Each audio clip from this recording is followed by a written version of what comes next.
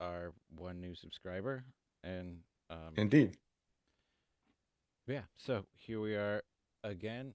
Um, Me, Owen Graham, with my brother Aaron Graham, here to listen to and discuss Sleep Token. In episode 2 of this podcast will become your tomb. Still don't have like a fancy intro thing figured out. Life is weird. Haven't figured R&D's it on out it yet. though. R&D's All assured us within 5 to 8 business weeks we'll have one. there we go. 5 to 8 business weeks. So bear with us. Yeah. So today we're gonna go through two, the second EP, and yeah. I don't know. I don't really have much else to say. I think without further ado, we could just launch into it. Yeah, let's kick it off. Cool. So here we go. Here we go.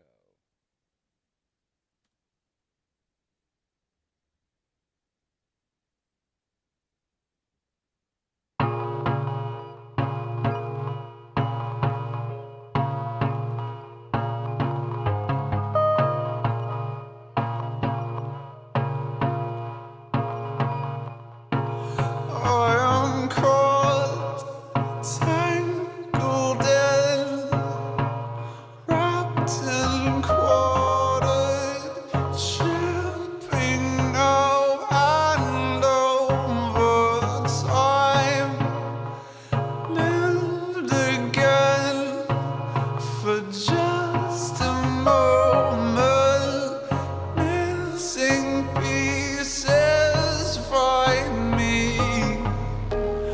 I swear I ache for your eyes and the way you breathe.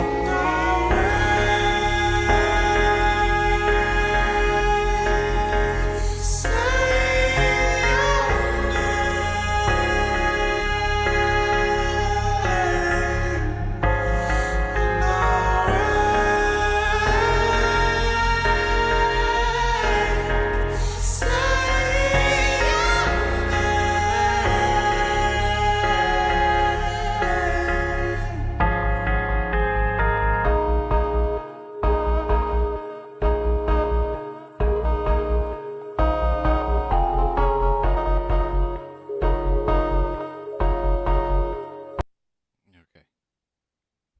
All right. Sorry. Just want to Mhm. not necessarily go through the whole thing Yeah, before yeah. we say anything. Yeah, sounds good. It's a bit of a longer one too. So let's break it up some analyses. Yeah. Yeah. Um. So I guess I stopped it, so I'll start. Uh, All right. So um, that's the rule. yeah, I think that's the rule. Um, or not. I don't know. We'll figure it out. So yeah, the way that this one starts. And this is Calcutta too. For This anyone who is doesn't know, yeah. this is Calcutta. This is Calcutta. Very professional. Thank you. No, you're welcome. It's a little early, and I've had this much coffee, so we'll get there. You better get on it. Ah, yeah. So the starkness of the beginning is like uh, beautiful to me. There's this like really interesting, like almost organic sounding synthesizer just hammering these notes. I mean, hammering is the wrong word, but they're on this really consistent pulse. Bum, bum, bum, bum.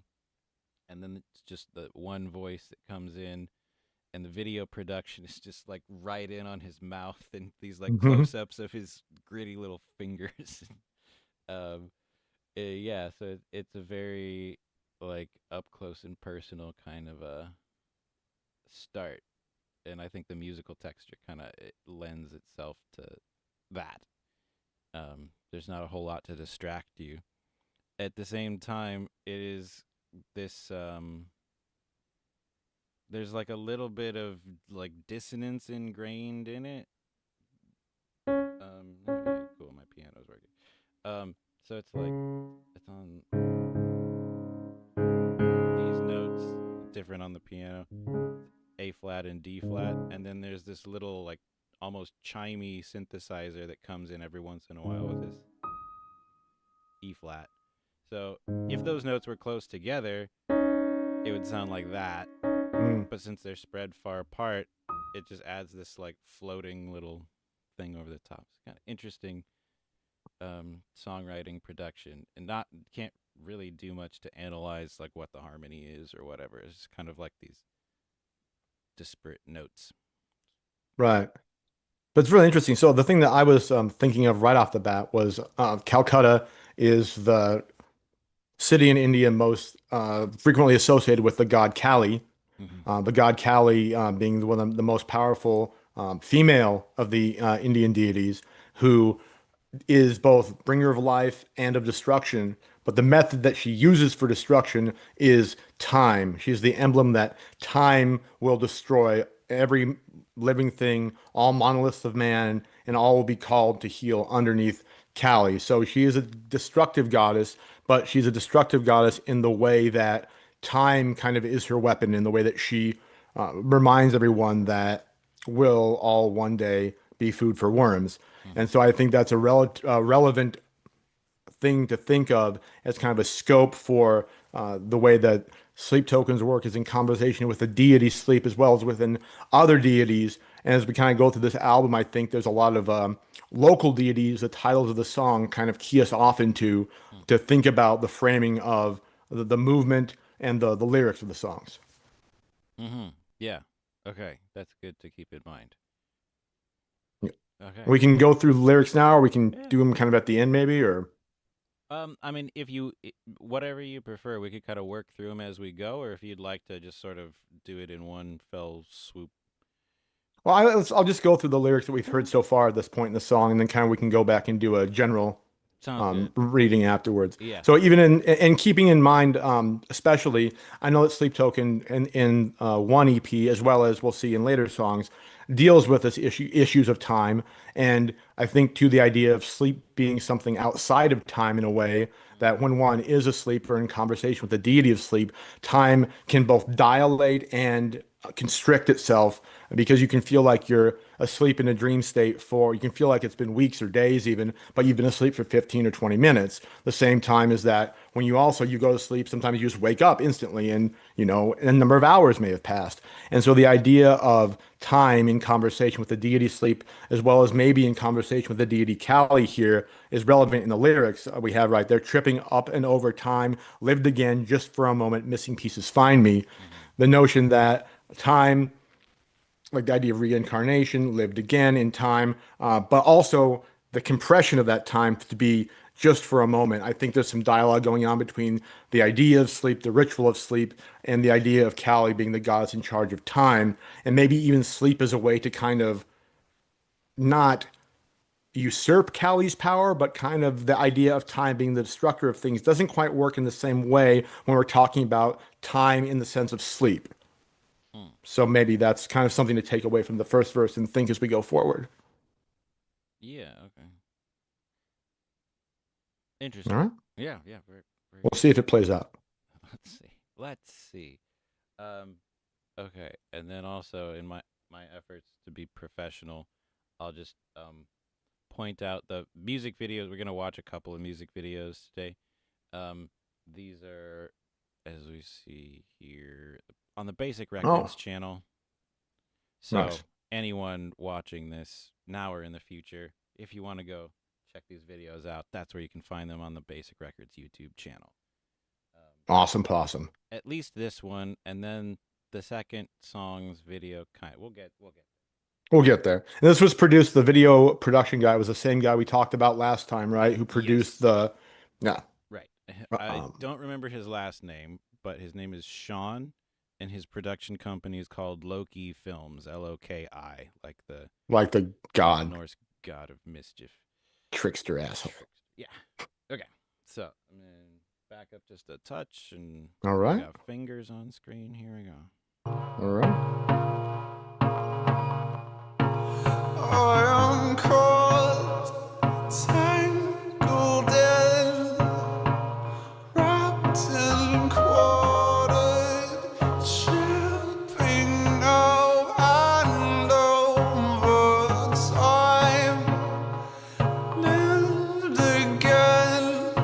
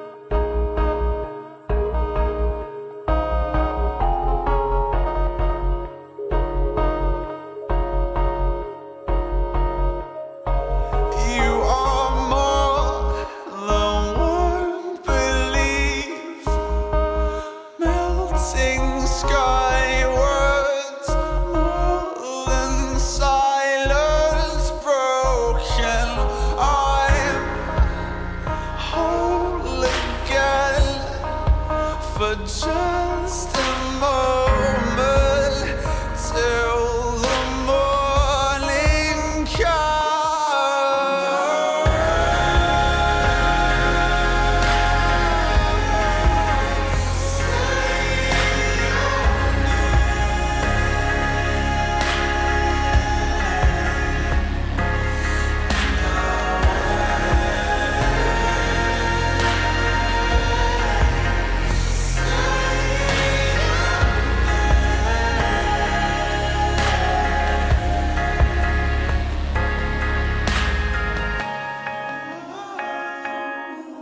Oh, she said you'd better believe it. I said you don't know. Okay, I'm not. All right. I just end up listening to this song and not Right. doing my job. Yeah. Okay, I paused it, so I'll start. So as it gets to the end of the first verse and goes into the time lived again for just a moment, the synth, missing pieces find me. It drops to this low rumbly note, and it hangs out there. It's the same. I think it's the same note. I don't know. I think it's like a D Mhm. flat down there. So it's so low I can like almost not hear the pitch, and it's a synth, so there's like other stuff going on. So it's this low rumbly note, and then as you get into the end of that line, and then I guess it's the chorus, and I wake, say your name. It starts Mhm. this moving bass line, and you could actually maybe make an argument for a chord progression there. So it moves a little bit with the "and I wake" line, and then in the second verse, it goes back to the same sort of pulsation on the synth, Mhm. but instead of doing just that two note motif, bomb, bomb, bomb, bomb, it turns it into dot, dot, dum, dot, dot, dum. It starts to sound almost like a heartbeat or something like that. Mhm. So there's a little bit more, just building it up bit by bit. Even, it drops down, but it doesn't go all the way back down. And then, yeah, maybe I'll run it back a little bit, and as I go through, just kind of point out little things that make it the song kind of unique and special that stand out to the way that it's put together for me. Right. And it seems like there's wherever we're going, it's adding texture to Yeah. the sound as we progress from the opening tone to where we are now. Mm-hmm.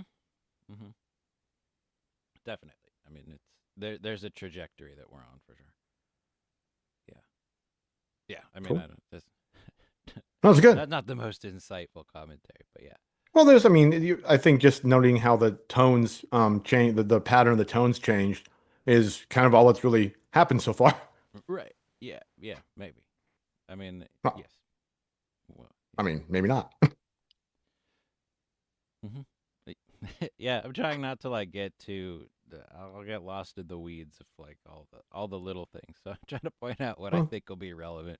no, fair enough. Yeah, yeah. So I mean, that's kind of it on the just like music and production mechanics side of things.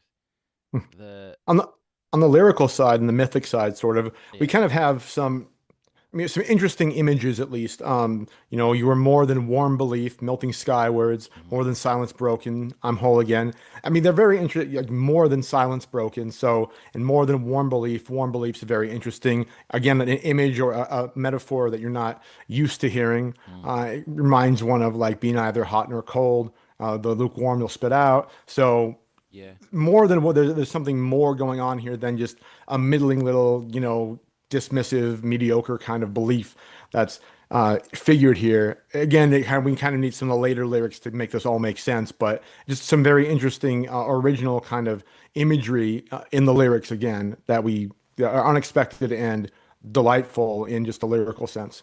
Yeah, yeah. I think like the melting skywards Hmm. also to me is another just interesting way of framing like a ritual sacrifice, and like maybe there have been like previous sacrifices that haven't really paid off, the gods haven't listened or whatever, but like you are more than just warm belief, and so the burnt offering is Right. melting and smoke goes up to the Yeah, gods. and it's a weirdly weird way to think of smoke as because smoke's never, it's not directly, there's no, like in an open offering, there's no direct smokestack or chimney or anything. So the smoke, if you look at smoke, kind of wanders upwards in plumes and non-linear patterns. To think of the idea of the image of smoke melting up, it's Hmm. a very apt image and really unique. So I think, yeah, keying into the image of the sacrifice and the idea of the smoke melting towards the sky, not rushing up as smoke never does, Right. is a really great way to get that kind of image pegged well. Yeah, I think so. And I think also taking the two verses together, in the first verse, he's like laying out himself as the sacrifice, like he's wrapped and quartered, like Hmm. he's been split up, ready to uh, Ready to get ready going to with this burning thing. Yeah. yeah. And then in the second verse, after like this acknowledgement of the god or whatever, um, I am whole again now. So he's like in being sacrificed, he's been brought back together. Like you were saying about this recursion of the reincarnation pattern of death Hmm. and rebirth. So like through the sacrifice, somehow it's like through dying you live. Right. It's that mythic contradiction of like the dead god who revives the land, but also too just an inversion in the way the verses go. In the first verse, you have for just a moment, missing pieces find me. Mm, Second verse, I'm whole again for just a moment. yeah. So again, the missing pieces find, which would make one whole again. But those two lines or those two notions are inverted Yeah. in the first and second verse, which I Mm-hmm. think is very interesting. And then there's again, till the morning comes, frames the Right. like the wholeness again. That moment kind of seems to speaker seems to think that that's gonna last until the morning comes. Right. Yeah. It's it's fleeting and has something to do with the nighttime and sleep and The then ritual that is yeah, entail. Yeah, right. And at the same time the video is it's really trying to make us pay attention to his chompers. I know his very British teeth. I think they're maybe a little less stereotypically British, a little bit more And like just enough so you Romanian, a little notice. bit vampirish, A little bit Draculian. Yeah. Okay. Yeah. Very cool. All right. That's Mhm. starting to make sense to me. It's all coming together. Back up a bit. There we go. I'm whole again for just a moment till the morning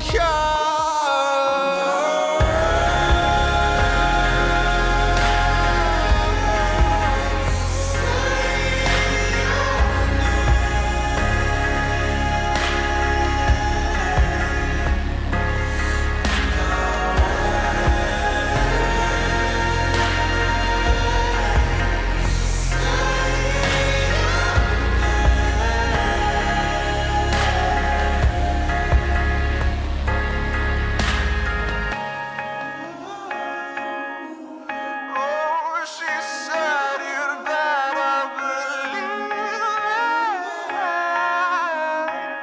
I said you don't know. Oh, you said you better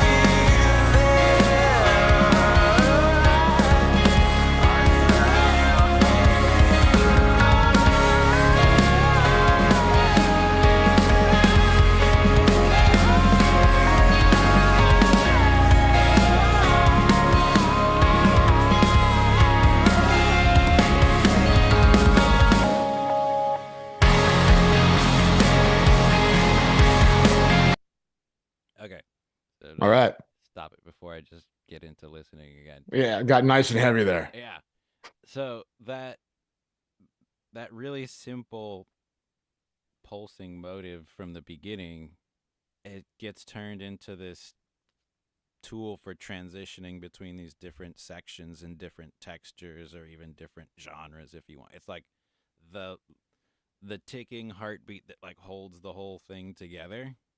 And like in there after, well, as it goes into the bridge or whatever, oh, she said you'd better believe it. That part, it, it's up in a higher range, and I don't know if it's exactly the same notes, but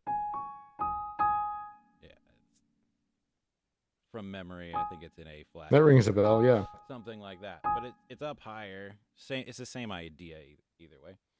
Um, and so it sort of fills in the background along with these backing vocals up in the high range, high vocal range again. His head voice doing this. Excuse my singing. That sort of a little, I'm just trying to point out the part I'm talking Hmm. about. So like that's going on as this like more upfront vocal. The lead vocal delivers the line, the "Oh, she said you better believe it." That part, um, Hmm. and that motive is going on behind that, and then it builds and the drums come in for the first time, goes through that whole thing, gets bigger and bigger, and then it all drops out to just that motive, and then all the guitars come back in really big, and I just love it. That's No, it's great. yeah, I love the build is like everything in the song. yeah, and I mean it's an effective tool to get a big transition like that, is to build it and then I mean drop it all out and then just Right. drop the rock on your face, or I don't know how Yeah, I don't know, something like that. something like that. Uh, yeah, and I mean those moments like make the hair stand up on the back of my neck. I get chills and stuff. No, absolutely. The one thing I'll just point out in the lyrics, this is the "Oh, she said you'd better believe it. I said you don't know." This is Mm-hmm. the first time we've had the female third personal pronoun in any of the songs. There's never been a she before. This is the first she we see thus far. Yeah. Okay. And so again, not 100%. The deity sleep is kind of not non-gendered, Nebulous. um, and usually addressed by the you. And so the next line we also get the you. So the you, who's the she? If you're the you, Mm-hmm. Mr. Deity Sleep or Zer Deity Sleep or whatever. Yeah. So I think it's interesting too, and maybe in the context of there could be debate about this between sleep token scholars and theses will be written upon this in the future, I suppose, is the she could be Kali being a female deity. I'm not Mm. betting the farm on it, but it's interesting in the verse we get she and then back to the you, which the deity is usually addressed as. Yeah. So I don't know who she is. I don't know why she said you better believe it, but Yeah. she did. I don't know why you gotta be there. Also, like what? I know, right? It's kind of voyeuristic, Look at that. Hey, if she said that, I don't know. So but apparently she did. And he she's said right. to her, "You don't know. You don't know me." Yep. Yeah. You know. You know what? You're right. I don't know. Yeah. So I just wanted to point that out. It's kind of Uh-huh. a, I mean, it might be completely like ambivalent to anything, but Yeah. I mean, could be. It's interesting just to note that because like the points of view shift a lot throughout the hmm. various songs and albums, and sometimes it seems like he's singing from his perspective or from the perspective of sleep, or sometimes it's like they're kind of merged together in the one vessel being, Hmm. and sometimes maybe singing to or about other people in the orbit of this whole event that's going to ISI. I Right. don't know. It And is interesting to just note that that's the first and it time. just seems like as far as the configuration of points of view go in this particular song, Hmm. is that the she in this verse here gives a third point of view. Hmm. There's the speaker, there's the you, and there's now she. Right. And that's doing something as far as the points of view go. And then I guess we could get into a question of the I said you don't know, oh you said the you could be addressing the she, the you could be addressing Hmm. sleep, they could be but there is this kind of third perspective that's now been inserted in the middle of the song for whatever that may be worth. Right. And we'll finish listening before we start to conjecture upon the value and or purpose of the she. Let's not. Um. Okay, and then as we get back into it, I have just completely blanked on the name of the festival, the festival of colors in India. Like the rest of this, Holly. Holly. that's Holly. Okay, all right, Yeah. yeah, that's I was felt wrong, but okay. No. Yes. So like at this point, like as the music grows from here on to the end, it's some sort of it like direct analogy of that. So I don't remember exactly what the mythology underlaying Holly is, but I feel like it would be relevant to what's happening here. We've been Certainly. located in Calcutta We and have. and built up to this point in the song where we've kind of gotten all of the words out, and now there's exploding paint bombs and stuff on screen where we've had this very like dark, bleak, it's black and white close up shots of masks and teeth and all that stuff, and then Right. now this And hands. Yeah. yeah. So that's just I just wanted to point that out as we No, absolutely. And just curious, as this image stopped right here, when you have good pause skills, is what is that exploded? It looks somewhat like a screen door or like the door to a tractor trailer, but you have an idea what that is that just blew up? not exactly. All right. I was like, where did that come from? I'm gonna back up to the transition because I want to hear Okay. it again, but also just so we can try to make more sense of this. So it's fingers. There we go. All right, ready? Hmm.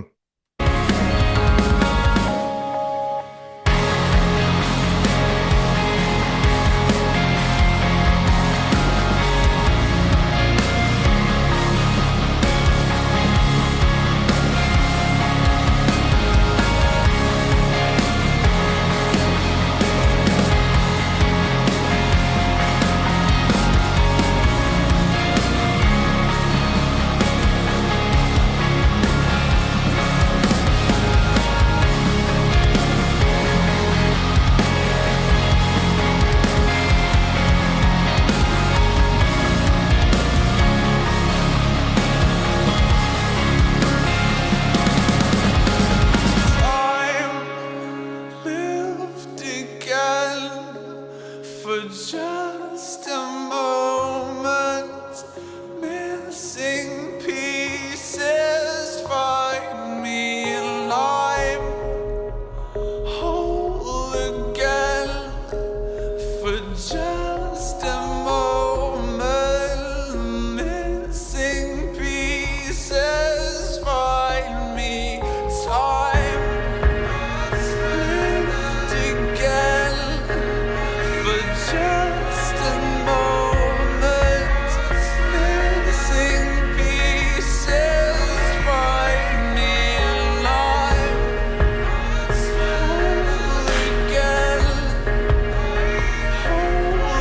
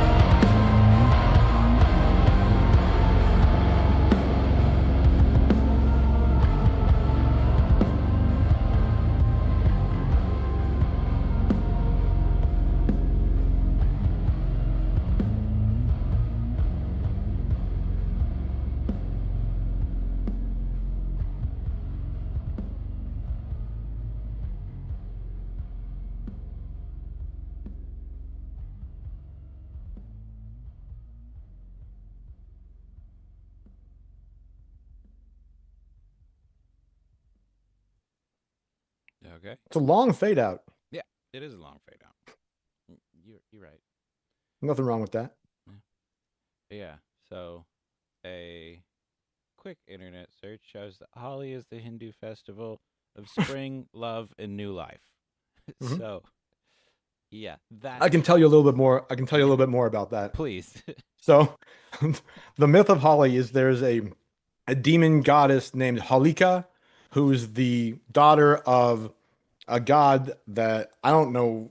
I'm not going to butcher the name of the pronunciation. She's the daughter of a god who's against Vishnu. So there's the good gods and the evil gods. Halika is on the evil goddess side and is trying to kill a nephew of Vishnu named Pradala. If I'm saying that right, I'm close enough. I think I can say that. Anyways, he's meant to be burnt in a fire that Halika sets up for him to be burnt in. Mm, And then he escapes the fire, and Halika goes into the fire and ends up getting burned. And she's the goddess of lust. So it's the notion, the ceremony of Holi is the notion of the evil urges of lust being overcome and conquered by the good side, by Vishnu's side. And also, Halika was supposed to have some sort of immunity to fire that through some trick that was played, very non-specific in the Vedic text about how it happened. But even though she wasn't supposed to burn, because she had lit the fire for Vishnu's nephew, she could be burned in it. And then so she was. mm. And so it's kind of the celebration in general of the overcoming of evil by good because evil will lay a trap for itself.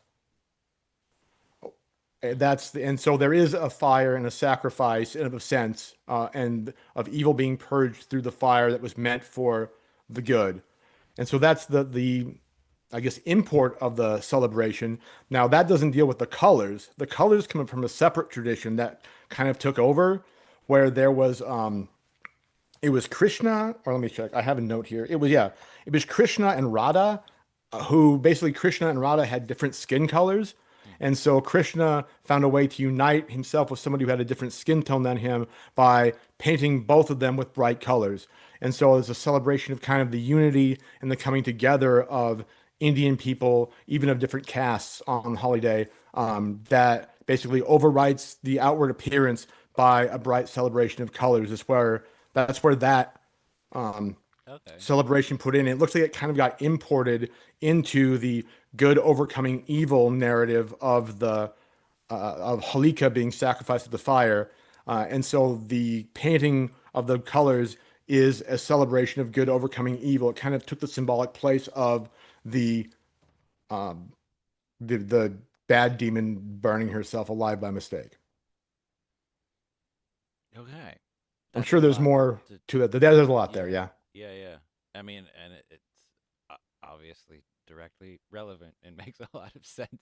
Right, But I know, right? I Maybe we should have need led some with that. time to chew on that and yeah, make a little bit of more sense of it. But yeah, okay. That that's really interesting. I mean, there are only so many hours in the day, and I have yet of the different mythologies that I have read into Hindu It's religions on its and all of that it's is not one of the ones I've gotten to. A couple of the greatest hits, but that's about it. And I don't Lord Vishnu's greatest hits. don't read Sanskrit or any of that. So yeah. Right. I Um. know a little bit more just because in my obsession with T.S. Eliot Mhm. and the Wasteland and whatnot, there's a lot of Vedic stuff in there and a Sure. lot of Sanskrit. So not only the Vedic, but the Mahabharata and others. So I'm somewhat more familiar with those. Okay. But Holly's not. Holly comes out of part of the Mahabharata with the myth of the of Halika getting um, burned in the place of the nephew of Vishnu who was supposed to be burned. But there's not a lot of basis in the sacred text for the ceremony or the for the Mhm. holiday. Yeah. It's more a cultural practice that kind of began out of the basis of the celebrating of of the good overcoming evil, and not only just good, but that moderation overcoming the demon of lust is the particular notion. And that's kind of actually thinking about it. It's very interesting because it's a spring celebration. And usually in spring celebrations, at least in the Western tradition, you kind of have like the maypole and like lust is kind of elevated. It's time to be fertile and go multiply and the Vestal Virgins and yada yada. Mhm. So it's very interesting that in this spring ritual, there's the goddess of lust being overcome by the flames of her own desire and getting eliminated by moderation, which is not the traditional spring myth in, I guess, Western mythos or European mythos. Hmm. Hmm. Okay. Yeah. Interesting. Still a lot to try to. Oh yeah, even more to unpack there. Yeah. Sorry. No, no, that's good. I mean, that I'm not gonna think through that all right now, but that, yeah. And so while you're doing that, I was also just like looking around for more stuff about Calcutta. You bet. Um, and that apparently in It was the Bengali, seat of the British. It was the seat well, of the British colonial empire. yeah. Uh, so it's another one of these like mythological gardens or something like that. The name in Bengali apparently means the field of the goddess Kali. So like it does, Hmm. it's got that link to Kali, but it's like the one of these sort of like Oh, um actually, sorry, of interest there too yeah. is Holi is one of the only Indian festivals that, and Vedic festivals, Hindu festivals that has nothing to do with Kali. Kali has no part whatsoever Hmm, in the festival of Holi, which is rare because she's usually involved in everything. right. Oh, that's interesting. Hmm. So then, yeah, that contrast of that's an interesting choice for the music video to throw those things up right next to each other. What the hell? Well, I think maybe it's more. I think we'll see this too as the other songs we go over here. Hmm. There's like the myth you would think the song was talking about, Yeah. and then some other underlying mythology that the song's actually talking about, like kind of starting to drop, not necessarily red herrings, but like, oh, Calcutta, the seat of goddess Kali, Kali. Hmm. Okay, let's find Kali in here, and there are references to Kali because everything in Indian mythology that has to do with time, Kali is like in charge of that, Hmm. right? But that the imagery we get out, and I think there's a lot to said for be said for the burning and the offering of the goddess of lust during the Holi ceremony and the overcoming of that goddess. I mean, we have the smoke rising upwards. We have maybe she is the goddess uh, Ramakal. I had the name right a second ago. Let me look at my notes again. A Halika, Hmm. that Holly is named for. Maybe the she is Halika. I mean, Yeah. who knows? I doubt at this point that she is Kali in the lyrics if it's not sleep, maybe. But I get the point being is that the idea of the lustful demon Hmm. being in lustful demons, nighttime demons, you know, stuff happens behind under the sheets at nighttime with those demons. Um, her being gotten rid of in Holly and the colors kind of celebrating that is a very interesting notion. And the video really puts us there more than anything else. Hmm. Hmm. Yeah. Mhm. But I just like myth bomb. Yeah. No, I mean that's cool. I like it because that's why you're here. I don't do the music stuff. But yeah, I mean, and I am very interested in myths and the historical and psychological significance of myths and direct spiritual experiences of things related to mythology and like the weird particularities and universalities of myths and all of this. Like it's like some of it makes no sense, but there's some kind of a code to unlock whatever is in there, the ancient wisdom or whatnot. And this is just like the weirdest way to get into some of those stories, but it's But it's great really, though. The really story, the best of stories. yeah. I mean, there's a reason. I mean, people can conjecture as to what it is that these stories have stuck around with humanity since before written language, Hmm.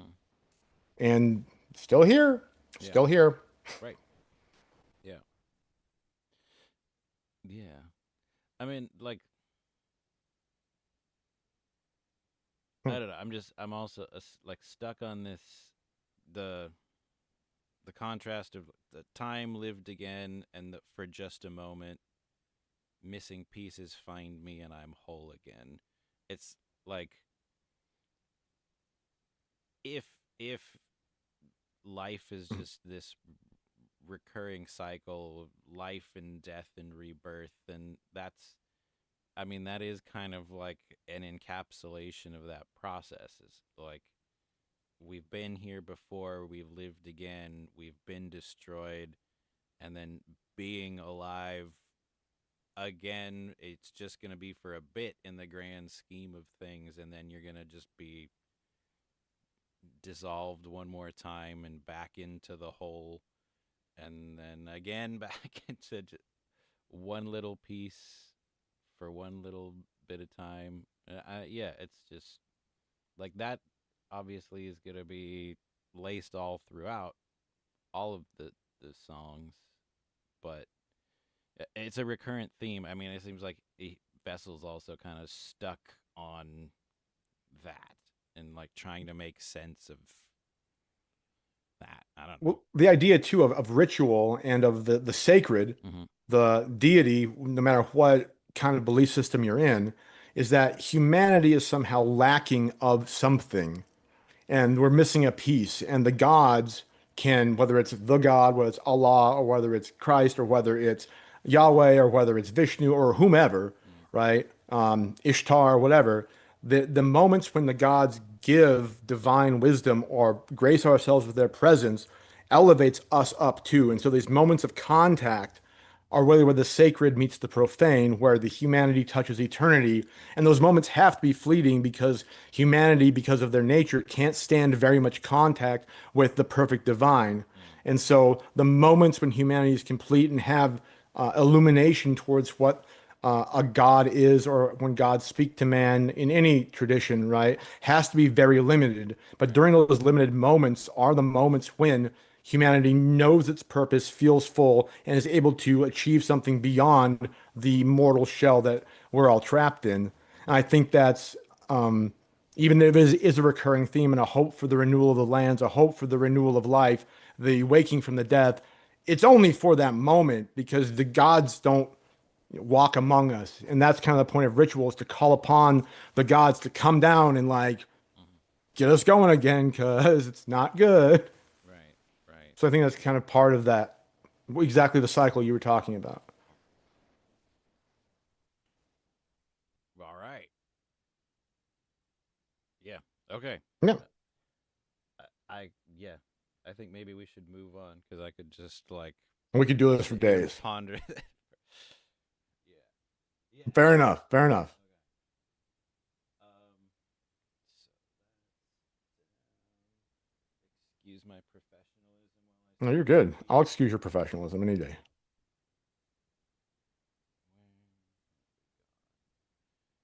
Where are we up on the next one now? Indeed, we are. Okay. So there's a bit of a story for this next song, which, if I'm Okay. correct, the next one is Nazareth. You are correct. Okay. At least So by my counting.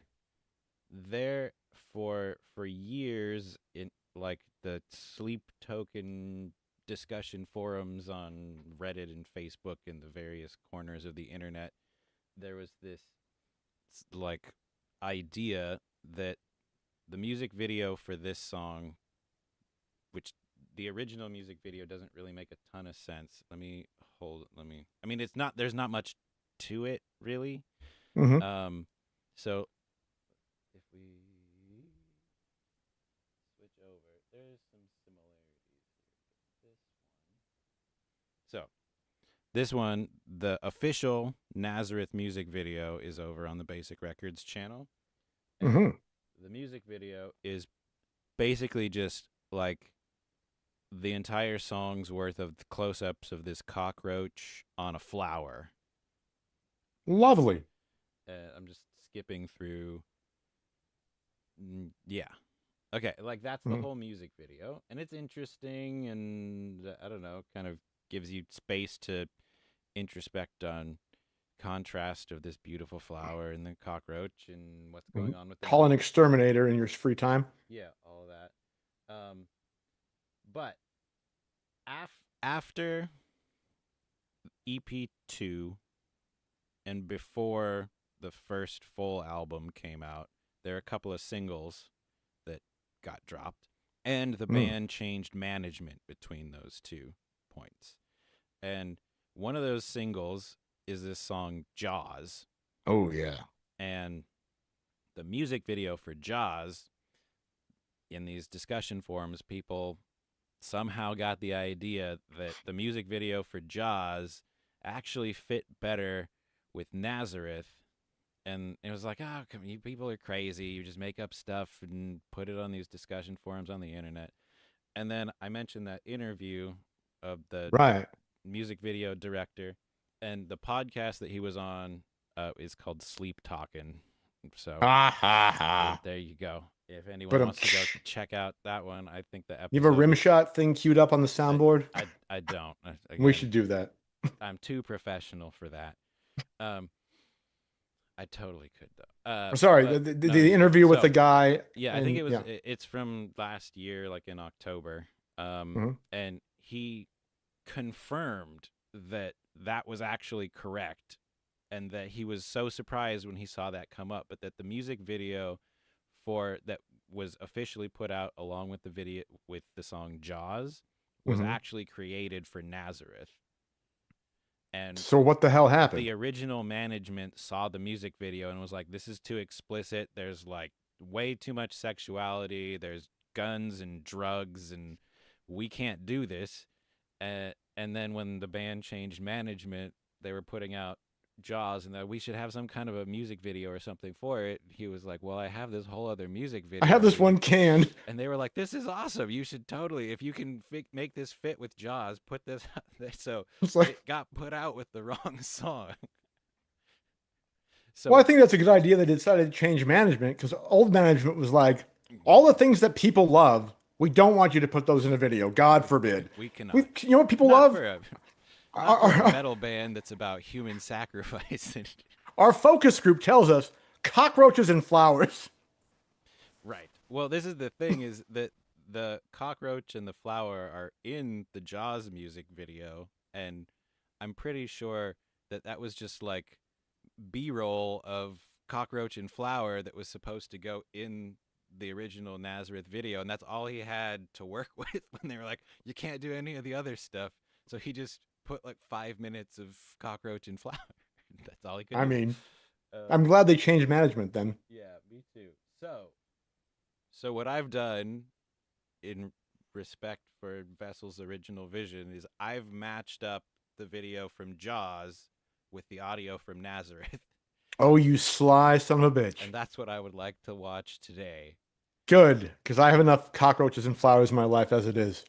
Yeah, and I don't know if I'm gonna get in trouble. I don't know what. No, you're not. We already got permitted. We can't.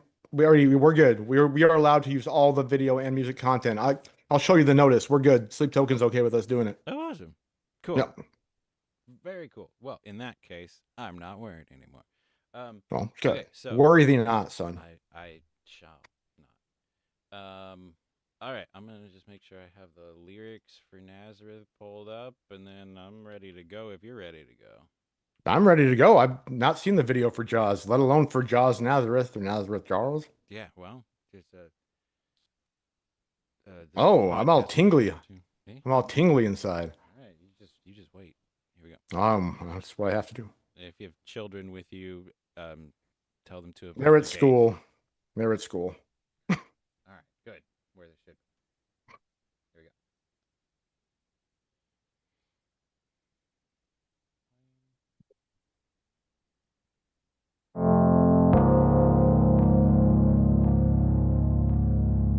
Hey, wait, that's the cockroach. No.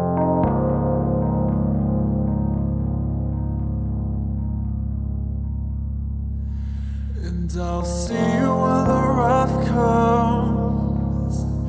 Knocking on your bedroom door with money, building your kingdom. Dripping from the open mouth of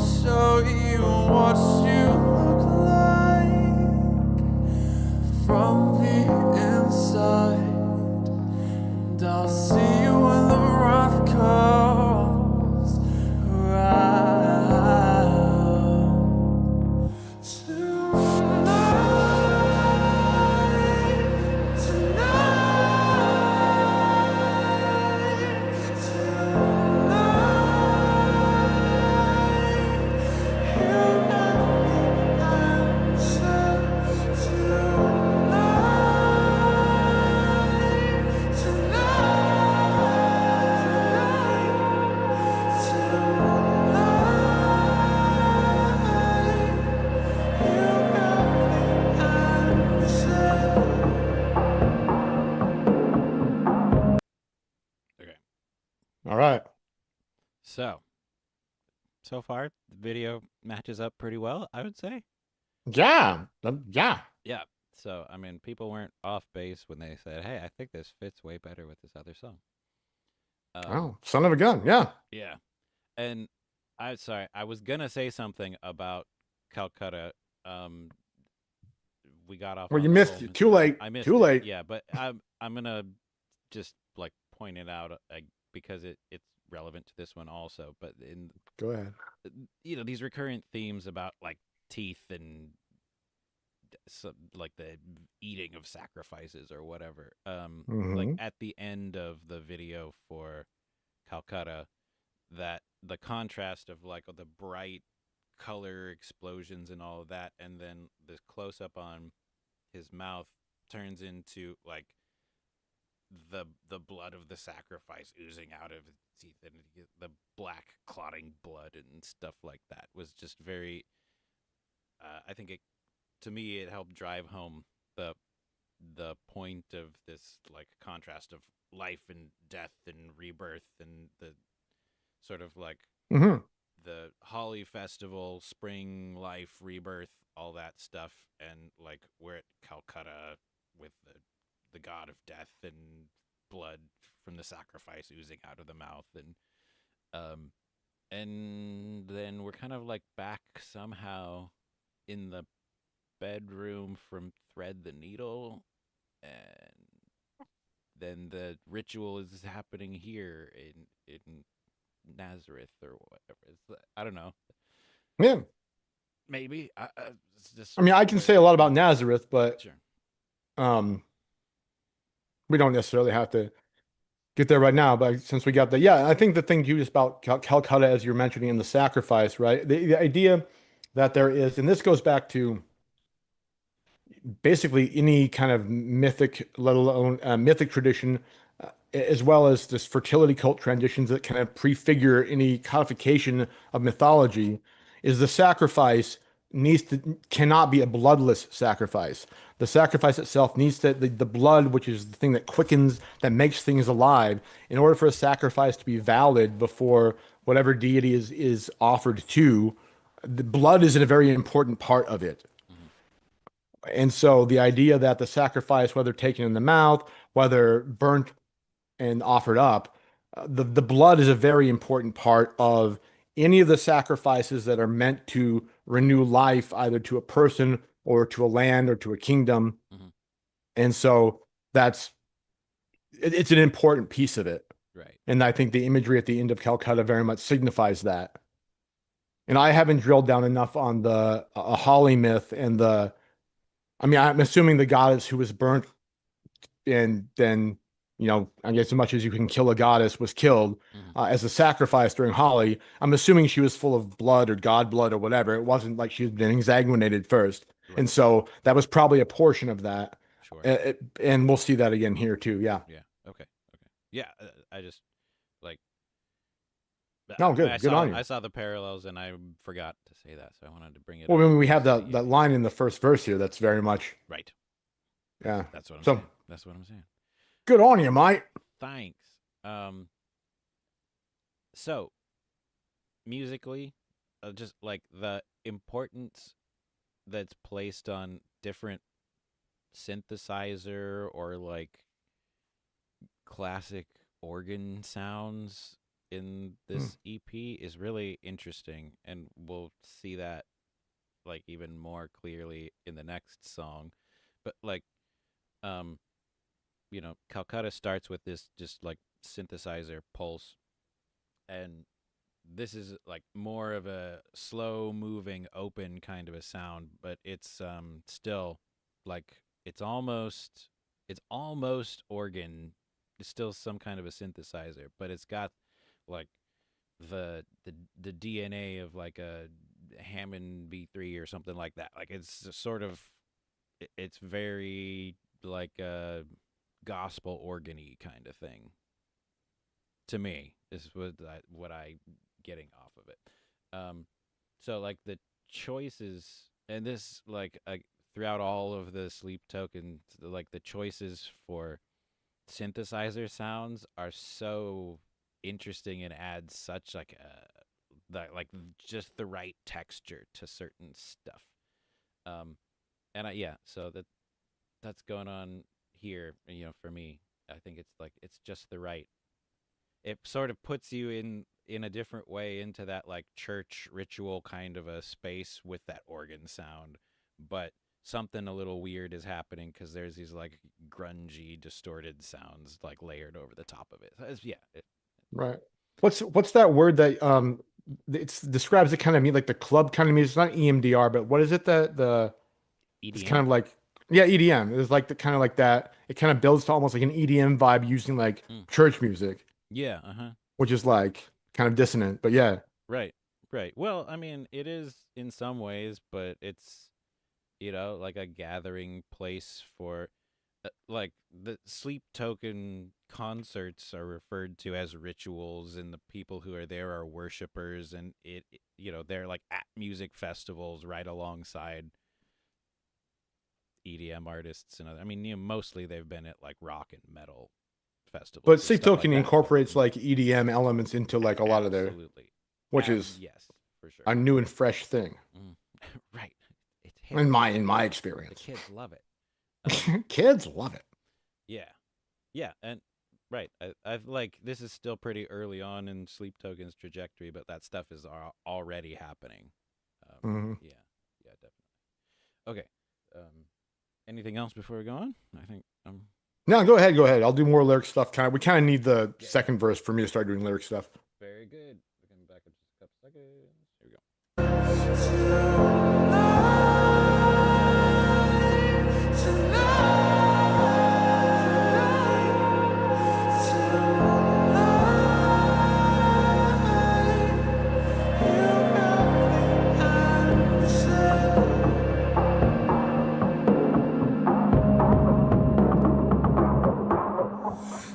Slow the gun, make her read the tape in the bathroom mirror. See if she can guess what a hollow point does to a naked body. Let's fuck her up. Manifest pain at the core of pleasure. I'll see you when the wrath comes around.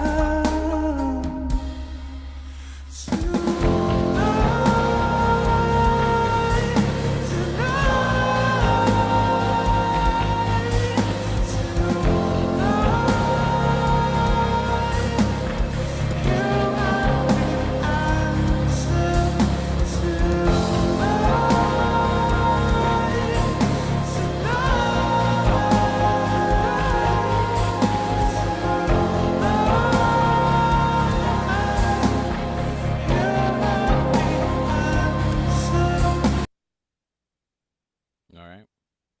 Very nice. Okay. I don't really have a whole lot else to say about the music at this point, so I don't want to Mm. get off way into the weeds. But I'm leaning more towards like a Rhodes than a Hammond B3 is the inspiration now after listening a little bit more. So I don't know. It's some kind of like classic organy electric piano type sound, but same. Like not full synth, like kind of trying to sound the analogy. Yeah, yeah. I mean, and it's also possible that they actually recorded one of those, like they actually recorded through a Rhodes and then layered some other digital synth stuff on top of it or something like that. But I mean, I don't know. They do so much stuff digitally. They probably don't need to do that.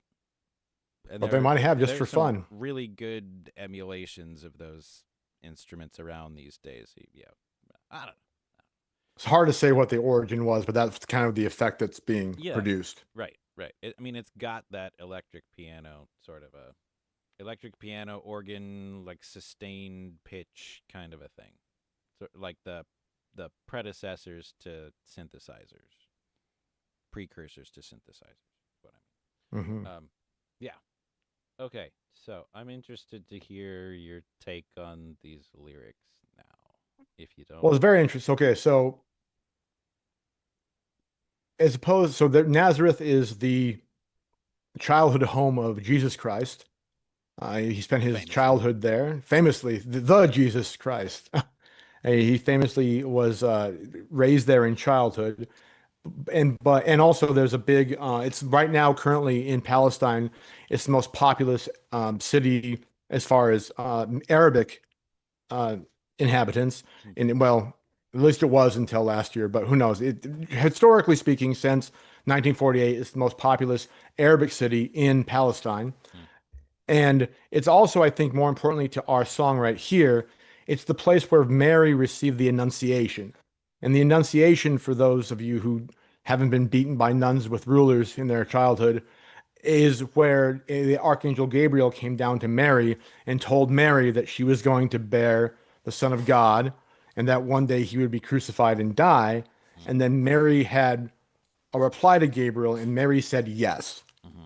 And so I think a way to look at this is a possible reimagining and re-envisioning of this, almost from Mary's point of view or from somebody who's observing this interaction, but kind of taking it into a, it's not like historical fiction, it's like mythological fiction almost, to kind of imagine a different Mary than the Mary that's in the Bible, sort of, right? Yeah. And so the whole idea too is tonight, I mean, just to go to the chorus towards the end, right? Sure. Tonight you'll have the answer. Hmm. And the whole point about the Annunciation is it's less about the fact that Gabriel asked her to do these crazy things that are obviously logically impossible. Hmm. The theological focus is on Mary's answer, which is yes. Right. And so I think to put it in a the not only the music video, but also the lyrical configuration in the idea of a bedroom, a boudoir, Hmm. a place where life is generated through the sexual act, Yeah. is not completely incongruous to the idea of the Annunciation. Right. It's obviously configured differently, but not. But the mythological impetus is sort of the same. Yeah. And the idea too, to transpose it even a little further, is the idea of let's load the gun, make her eat the tape in the bathroom mirror, see if she can guess what the hollow point does to a naked body, Uh-huh. is part of the Annunciation, or part of the, rather, the prophecy that preconfigured the Annunciation was that Mary's heart would be pierced by seven swords. She'd know sorrows more than any other human had known. Right. And so if we take it out of the, you know, the Roman kind of era Hmm. context Yeah. and make it more modern, like the loaded, like the idea of the gun and Sure. the naked body, it kind of can configure the same thing Mm. as the heart being pierced instead of by a, seven swords, in this case, by a hollow point. And the idea that the answer to the question that is being proposed in Nazareth to Mary is going to tear her up from the inside. It's going to fuck her up. It's going to, like, Yeah. more suffering than any other fully human person can know. Hmm. She is saying yes to. Right. And so I think that's kind of the mythic scope that I was taking away from the lyrics. I've been going for a while now. Yeah. No, I mean that's basically. I mean, without like the direct parallels to um, for myself, I haven't articulated that relationship to Mary exactly, but for me, the song has always been about like the incarnation of the deity requires a willing sacrifice. So like in order for God to be incarnate in the figure of Jesus the Christ, uh, Mary has to say yes in order for the God to become flesh. And similarly, whatever is going on here in this situation, um, vessel, I guess, is this is the point in the trajectory of everything when vessel is saying yes or going through with whatever the sacrifice is that needs to be made in order um for sleep to be incarnate in the vessel. Right. Well, there's nothing to like the idea of the merging of sleep, the deity, with vessel as a willing participant to be a vessel.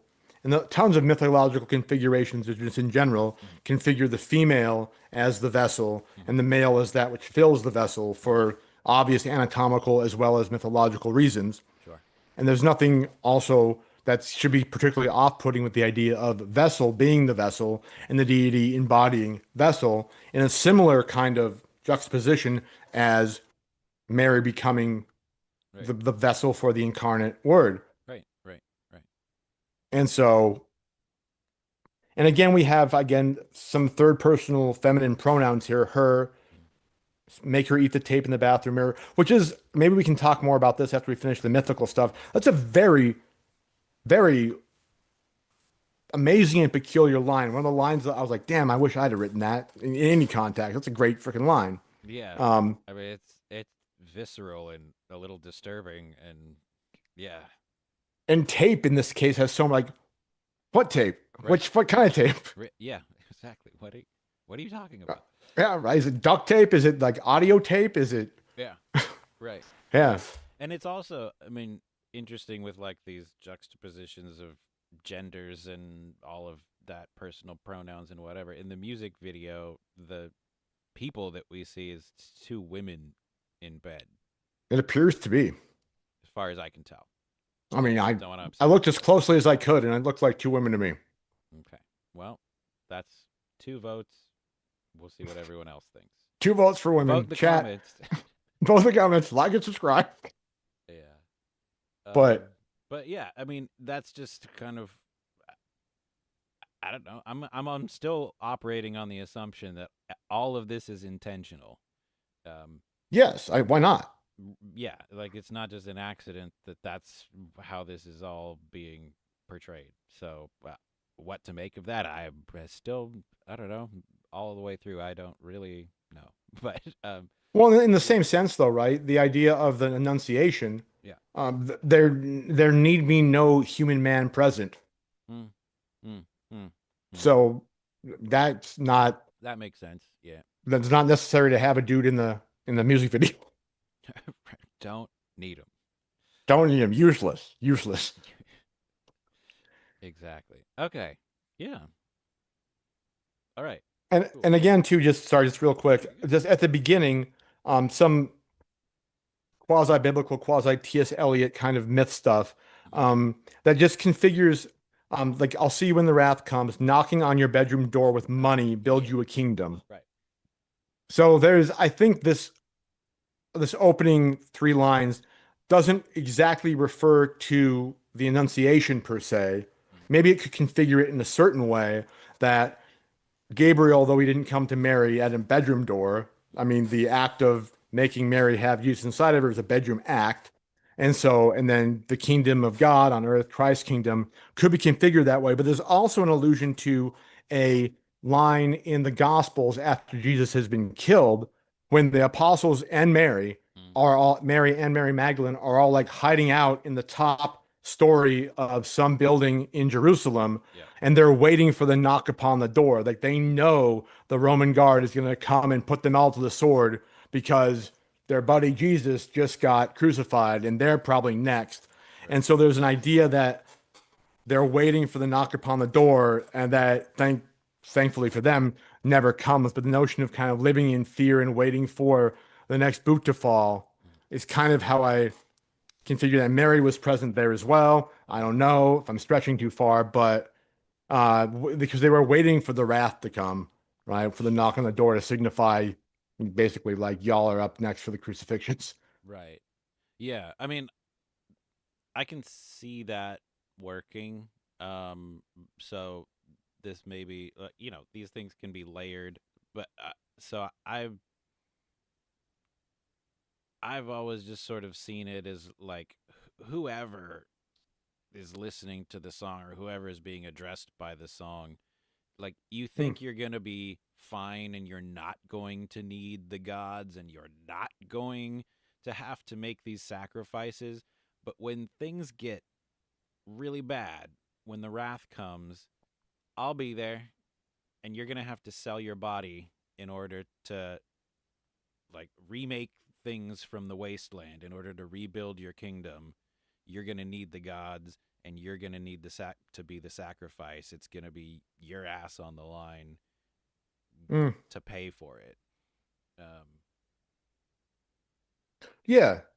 And the idea too that kind of goes with the dripping from the open mouth, the idea of taking the deity or the sacrifice, the host or whatever, and embodying it, right? Hmm. That would allow the like becoming the vessel for the deity in whatever way would allow the deity to literally see you from the inside if you're imbibing the deity in some way. Sure. Yeah. Or just that you're going to be dismembered during the Well, sacrifice. that's less pleasant, isn't it? Yeah. I mean, it could be both. I don't know. Yeah, yeah, it's just gonna go full blood eagle on it. Yeah. I think That why could not? be. Um. Yeah. Okay. Very cool. Where we? But I think I do just want to say like I think that there's a very cool thing that happens here is um, the transportation of the mythical, which is kind of a timeless past, Mhm. a past referring to a past referring to a past, into a contemporary image. The hollow point, I'll show you what a hollow point does to a naked body, as well as the tape in the bathroom mirror. These aren't images that would have occurred in Babylonia, like circa 350 BC, Mhm. or in the year zero AD, Right. right? These are contemporary images that are doing the same kind of work as a lot of prehistoric, pre-modern mythical imagery is doing, and it's kind of importing that to a contemporary context, Right. which I'm always a huge fan of. Yeah. Yeah. I think Sleep Token does a really good job of that. Of like handling the timelessness of myths, but also somehow making it like immediately relevant at the same like that. I think Yeah, it's timeless and current at the same moment. right, Yeah, right, 100%. right. Um, okay, so I'll say one more thing just about music and production stuff, and then Hmm. I won't really have a whole lot else to say here. People can hear the trajectory of the song and the build and all that sort of stuff. I don't really need to point that out. Um, from one into two, the drum production has been sort of like developing into a certain thing. Like once you get into like um the full albums, there's a characteristic like recognizable drum sound that is sort of a big part of like Sleep Token's sound. Um Hmm. and it's not quite in place yet for me, like at this point in the trajectory, but we're getting there. Like it's starting to become something that's not just like this is a good drum recording. They're all great drum recordings, but it hasn't really like taken on its own really distinguishable character. The performance is very recognizable as the drummer from Sleep Token 2. Um represent. I don't So we actually see Vessel 2 or 2 performing drums in the video for Calcutta, know. Yeah. Yes. which And is the first time we've seen right, and I him. it seemed to me like also the members of the band who only really perform with them live were also in that video. Like there's bass playing at the end of the video as it was like fading out. There were four masks like on the black background. Oh yeah, huh? So um I think like I think they were all in the video for Calcutta. We But just we don't even know what the other two are named. well, we kind of Vessels 3 and 4. I don't know. I was just you just count them. Exactly. So we're gonna see a video with like 17 people, like Vessels 1 through 17, stage left, Right. please. Exactly. Yes. Nobody knows who plays what. Yeah. Here we are. Right. So, but I think the next thing that comes out after the 2 EP is Jaws, Jaws, right? and there's a huge jump in the specificity of the drum production in Jaws, and I think like George Lever, the producer for these, I think he figured something out between two, or maybe like during two and going into Jaws, like Hmm. something, some kind of a trigger, some kind of a switch flipped. And like from then on, it's very recognizable, especially for me, like the snare drum sound, like the rim shots of two's rim shots are like really recognizable. And you can you know you sort of hear it here. It's still him playing, but the production that really highlights that very well is not quite in place yet. So he kind of finds his place in like the producer finds the place of Two's drumming like in a new kind of way. Yeah, I Neat. that's my take on it. Yeah, So does the cockroach video go with Jaws, just like the Jaws video goes with Nazareth, or no? we could try it out. I mean, just I haven't done that one. no one has thought of that yet, probably for good reasons. Yeah, probably. I think we'll probably just see this video again when we do Jaws. But No, fair enough. It's a good video. it's a good video. All right. So I feel sidetracked enough. I don't remember exactly what was going on in the song when we stopped. So I'm just gonna. I think we start finished where it, we were. didn't we? I think we. Okay, well, I thought we almost No. finished it. Yeah. I don't think we did. Well, no, there's no. Yeah. I think No. Oh, we don't. We got through the first two verses and chorus, and then now I think are gonna go into like the breakdown interlude. Yeah. and And the load the build-up gun towards tonight. the We'll end. have it. Yeah. I already talked about that though. I already talked about those lyrics. So Yeah. damn it. Oh well. No, I think we're good. That had already come up, but now we just Let's have to finish her finish out. listening to it. Amen. Good times.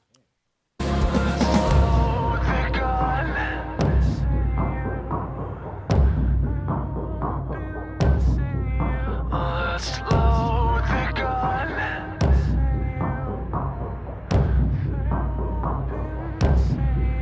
Let's load the gun. Let's load the gun.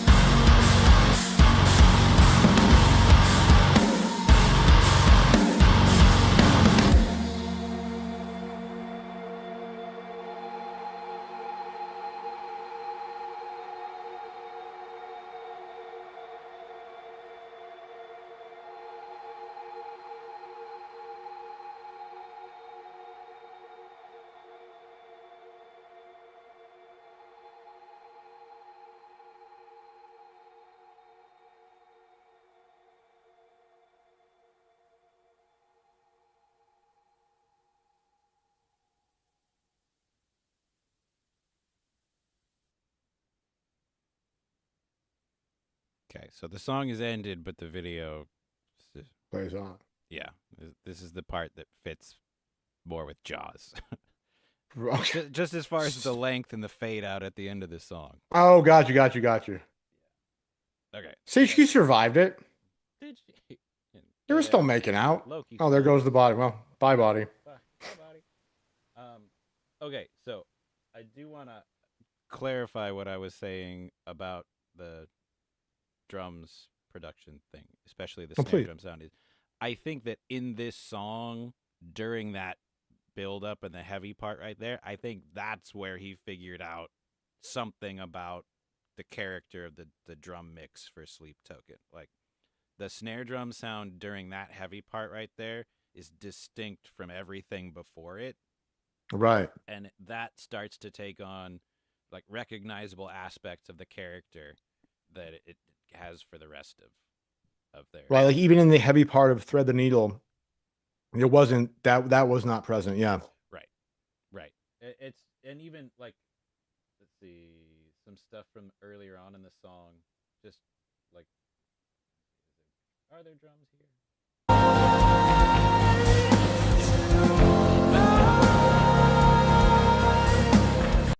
Great drum mix, really good snare drum sound, but then like compare that to this the drop right here.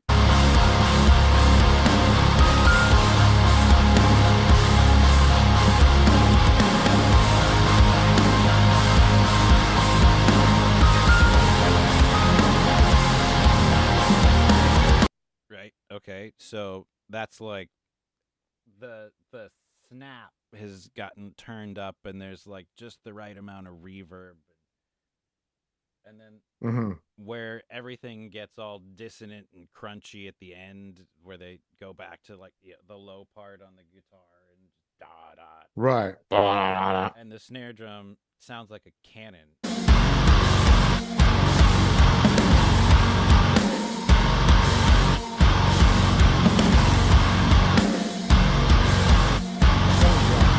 And like that sort of is starting to zero in on the like that really characteristic recognizable sound of like okay, that's two, that's And that's the way the snare drum is being processed in studio, right? yeah. So it's the way that it's being processed, but like having listened to the live recordings and Mhm. that sort of stuff, I mean it's just getting the correctly capturing and processing the sound that he actually makes on his drum. Like Oh. different drummers, like the particularities of the way that you hit a rim shot. What a rim shot is, I should define, is on the snare drum. It's when you hit the drum head, the skin of the drum, and the rim of the drum. It has this metal rim that goes around the edge of it, and you hit those at the same time. So with the thickness of the stick, you hit the rim, and with the tip of the stick, you hit the head of the drum at the same time, and it creates this really aggressive, loud crack on top of the Mhm. regular snare drum sound. And that it's characteristic for heavy rock and metal like that. If you're not doing like really fast technical stuff, you're just laying down the beat, you're basically always going to be playing rim shots. And every drummer has a slightly different sound to their rim shots because they all hit the drums slightly differently. And it has Mm. a lot to do with the way that you tune the drums and like all that, like exactly how the stick is going to react to it. Um, and so it could also be like two dialing in that technique and that sound and everything as they go through this. So it could be the simultaneous trajectory of like the producer and the drummer figuring things Right. out together. Um, but yeah, for me, like right here, this moment is kind of when it starts to lock in. So that's Like we like that. Do more of that. yeah, Or he's like, I like this. I'll do more of this. another sir, another Please, sir, may I have another? yeah. Okay, so I think we are on trajectory to go a little long again. So I don't want to belabor anything else. If you have any other comments about Nazareth, No, I think I'm good on that. I will ponder the. I mean, I think what I have is more or less. I think the Annunciation myth is the closest thing to what we have here, being reconfigured to modern times and pondering the consequences of yeah, the same kind of word incarnate into like the deity sleep into the vessel of token, not into the right, token of vessel or whatever, you know. yeah, Yeah. right, and I think like the recursion of the theme of like the name and the word sleep being this like the best transliteration of this ancient thing that's not really pronounceable humans can't actually pronounce the name of the god, but sleep is as close as we get, sort of a thing. Right. Like I think that all ties in with what you've interpreted for us from all of that. So that's Sounds good to me. pretty cool. All right, so On to we're Jericho. on No to video for Jericho. Jericho? No video. So I just put the album art up there, which is That works. also there's a lot going on in that. To Yeah. so I think the way that this is like the CD jacket laid out flat, and Hmm. like I think the front on the left, Calcutta. that's Calcutta, Nazareth in the middle, Jericho on the right. I would believe that. Yes. And then in that middle panel, I think those are the names of the tracks in Sanskrit, Arabic, and Hebrew, or I don't know. I can't really recognize the writing that. I can't see. And the second is definitely Arabic, and that's definitely Nazareth in Arabic for sure. Al Okay. Nazaria. El Nazaria. Okay. So that was just my Yeah, that's definitely assumption. Sanskrit up top too. Yeah, and I think that's Hebrew on the bottom. Could be Sumerian. Yeah, it could be Hebrew or Sumerian, maybe. Okay. Yeah. Right. And so my assumption Yeah, yeah. that's just the track list on the back. Right. Exactly. Yeah. In the most sleep token way. Okay. So let me make sure I got this. Okay. I'm gonna just get the lyrics for Jericho up, and then it'll be immediately noticeable. This thing that I've said about um, like classic electric piano organ sounds and this like gospel church vibe thing it's like front and center right at the beginning of this one. And at first, like my first couple listenings to this song, it was off-putting to me, but it started to make sense. And like the way that it starts with this really kind of like uncare. We've heard all this like metal and EDM sort of stuff, and then this track starts with this thing. But the way that it gets incorporated in the way that the song grows is actually like pretty genius. But Well, awesome. okay, here we go. Jericho. Jericho. Let's go.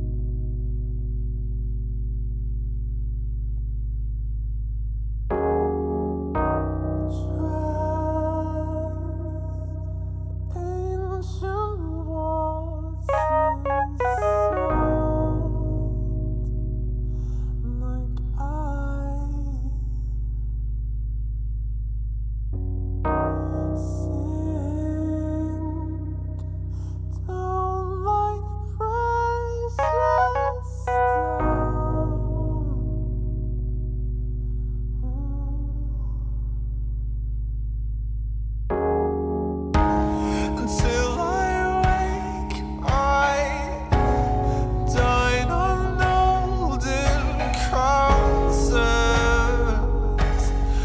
until you taste like new flesh.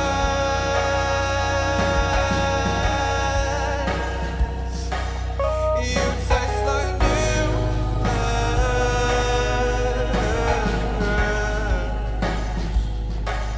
You taste like new flesh. Say my name again.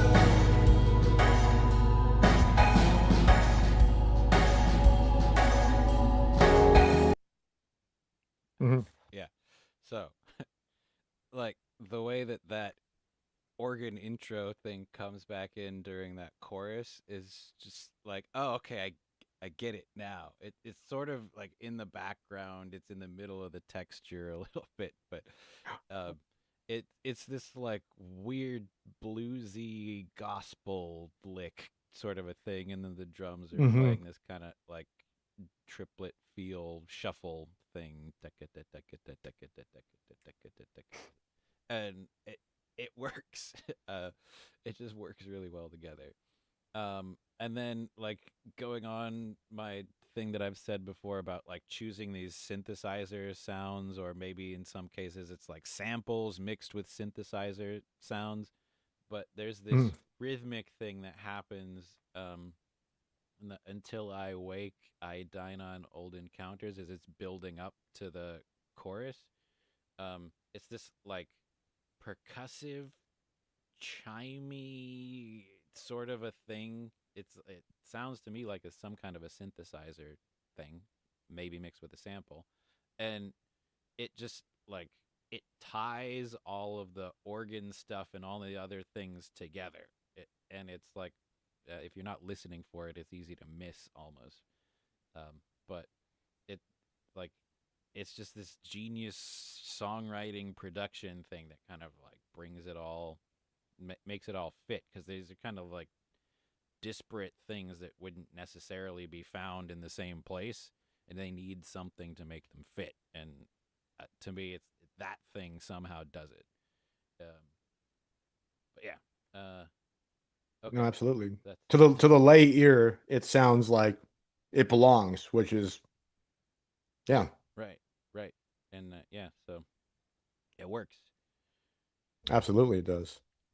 Okay, so I think the at least the first part of this song is from the perspective of sleep. Okay. That's just my take on it, but And nothing wrong with that. uh, or it's sort of like both. Maybe the chorus is, but um, or maybe this is from the perspective of vessel being inhabited by sleep, or something like that. It could either or, yeah, yeah. So just a bit of a mythic background that might help Yep, ground stuff too. please. I think it's both and, right? Okay. So Jericho Yep. is the place that the principal place of worship for the moon god, Jeriah, Mm, which is a Mesopotamian god. mm, And Jeriah is very interesting. It's the god of timekeeping, the god of the crescent moon, the god of travelers at night, mm, and the god of fertility, the male god of fertility. And he married the female god of fertility. Her name was Nikal. mm. Nikael. All right. And so he passed over marrying even more prevalent goddesses. He had to be with her.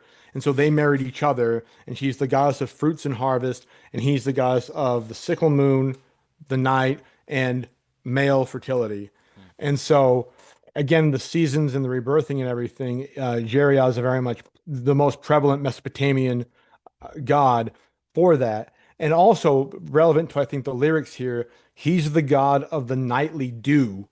mm. And that's very important to desert agriculture. Like the plants that are grown in more arid environments Yeah. don't rely so much on rain, obviously, but as the condensation of the dew on them. Right. And he's the Mesopotamian god, very strictly related to Mm.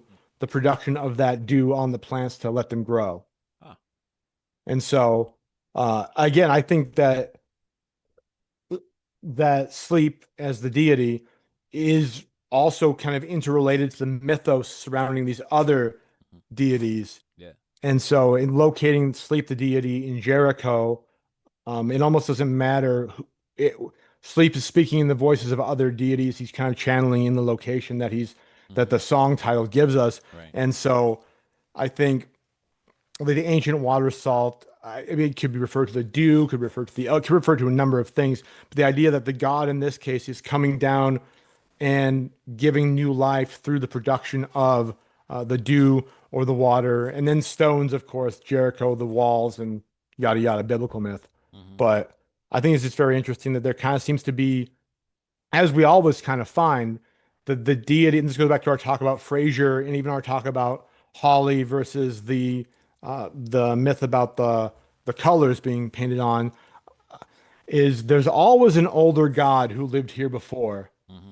Mm-hmm. And the new culture, the new religion, the new whatever will take other gods and kind of supplant them or involve them with their own theology and mythology. Yeah. And so way before Christianity was a thing, way before Judaism was a thing, the Jericho had a very important moon god Hmm. that was worshipped here too.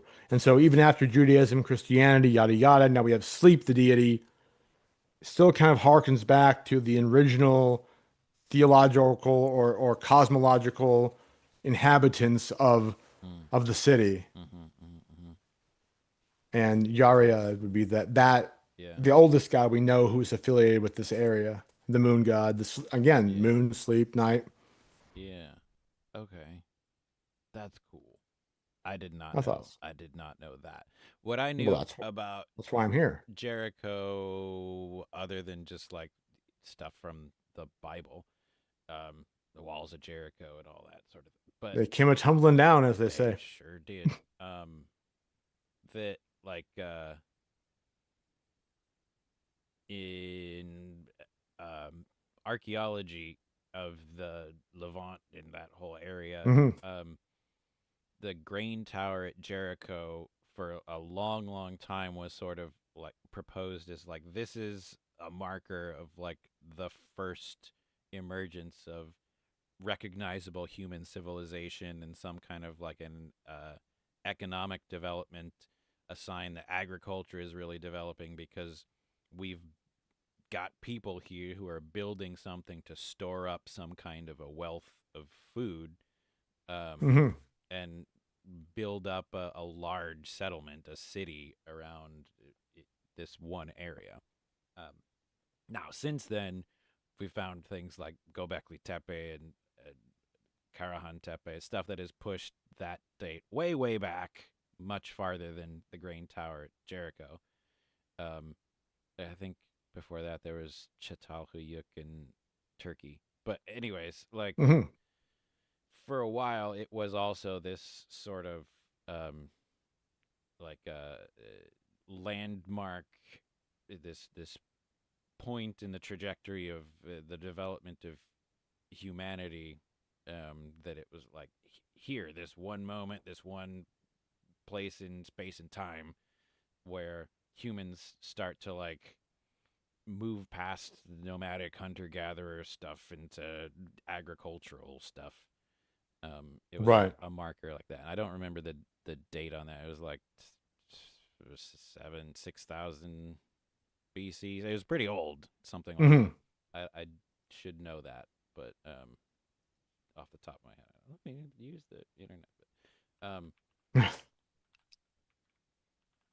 Right. But yeah, Tower of Jericho, 8,000 BC, pre-pottery Right. Neolithic. Um, Right. Which is, I mean, Tel Göbekli Tepe was like the earliest we kind of had. Yeah. yeah, yeah, or right. So, anyways, um, it's been continually inhabited by people for a long, long time, and civilizations have risen and fallen in that area. And like you were saying, the gods come in and get sort of stacked on top of one another, renamed and put into someone else's religion, sort of like the god and the place are like linked together in a way that maybe like the people who are flowing in and out of the area um aren't, like the relationship between the people in the area isn't quite as like uh doesn't stand the test of time as much as the link between the god and the place or something like that. Right. Yeah. Because that's yeah, the people are more transient coming in and out of the city center as opposed to being linked to the land specifically. Right. Yeah, and they're also Absolutely. dying. Well, that happens. Yeah. Yeah. Another interesting thing about Jericho, maybe that might be relevant or irrelevant, is the Hurrian hymn to Nikal, which is the wife of Yarel, Mm. is the considered to be the oldest surviving work of poetry that has musical notation with it. Oh, what? And so it was approximately 14 to 1700 BC. But it's the hymn to of Uriel to Mary Nakal, the goddess of the night and fertility, apparently has musical notation in cuneiform with it. I have to find this. What? I've never heard. Hurrian, you can look up Hurrian hymn number 6. Why is it number 6 if it's the oldest one? Well, I don't know. Maybe they, I don't know. I don't know how to read cuneiform. 3,400 years old. What is this? Yeah, I don't. Him to But Nikal. apparently it was written, apparently the notes were written from the lyre for the theme played by the lyre. Yeah. I have the Oh, words right. to the hymn pulled up too, but yeah, Part of the Ugaritic texts, right. apparently. But it Oh, very specifically is cool. about the wedding of Uriel to Nikal. Hmm. Oh, okay. So it's actually is it names itself hymn number 6? I don't read cuneiform, so I'm just trusting Yeah. the. But it's apparently 1 through 5 have been lost to antiquity and to the tides of time. Yeah. Oh, this is I really mean, cool. Jethro Tull has that song, hymn number 47, and there are no 1 through 46. So Mm. Mm. You know, you make a good point there. just taking creative license. Okay, cool. Well, I will look into that more All right, on my own time. That's cool. sounds good. I did not know about that or its relationship to Jericho. So you said you have the translation. I would love to hear some of Undo. that. Let me just had it 1 second. Let me pull it back up. How many you son of a doop doop doop doop doop.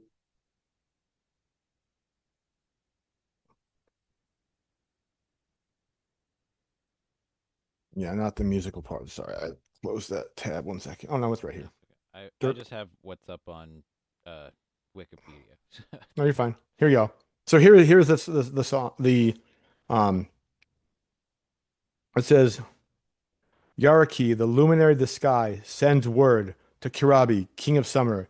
Give me the Kyle. Yarak would wed her. Let Ib enter his home. Then I will give to her father as her marriage price 1,000 shekels of silver and 10,000 shekels of gold, and will send jewels of pure lapis lazuli. I will make her field like a vineyard, the field of her love like an orchard. Kikarabi, king of summer, responds, O favorite of El, O brother-in-law of Baal, wed Peridia, daughter of light. I will introduce you to her father Baal. But Yakah, the luminary of the sky, replies, Now, look here, my marriage must be with Nikal. Then Yakai pays the bride price for Nikal. Her father sets up a balance stand. Her mother positions the trays of the scales. Her brothers ready the standard weights. Her sisters ready the ingots. O Nikal Ib, whom I sing, may Yakari shine bright, may Yakari shine on you. Hmm. Or not Yakari, Yarek, sorry. May Yarek Yeah. shine bright, may Yarek shine on you. Uh, Yarek being the moon god of Jericho. right, right, right. So basically, he was given the opportunity to marry a daughter of Baal, Yeah. and he was like, no. So Hmm. he married a lesser bride because he loved her, apparently. Yeah. Because the daughters of Baal are like, you're Assyrian, you're Mesopotamian, like Yeah. they're top tier. Yep. Yeah. Yeah. I get it. uh yeah. Wow. Okay. I think that I mean I'd have to spend some time with that, but that seems relevant. Oh, absolutely does, right? Yeah. God damn it, sleep token. Right? It's like, hey, guys, you guys.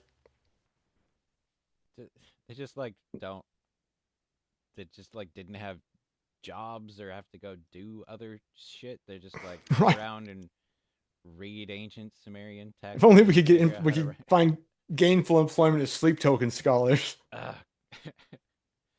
Well, we should start a like a Patreon or something, and then Yeah, we should. build a Like a following yeah, here so that we can. a GoFundMe, or at least get more than 5 subs. Right. Yeah. This could be a good start though. Could But be. All no, right. That's really freaking cool. isn't that neat? Yeah. And so again, like everybody would think, the whole thing that Sleep Token does, I really love, and also makes, gives us fits, is that the first thing people think of generally when they hear about Jericho is this seven Joshua going 7 times around, blowing the horn. They come tumbling down, they massacre the people inside, and then no city will ever be built here again, says Joshua or whatever. And that's like what people think of, but it's not that myth. It's not that story that the song's about. It's about the older myths Right. that the song's actually about. Right. Right. Hell yeah. Yeah. Okay. So yes. Cool. I'm gonna keep the song going. That is really awesome. Yeah. So everybody think about that as you're listening to the song, or else. That.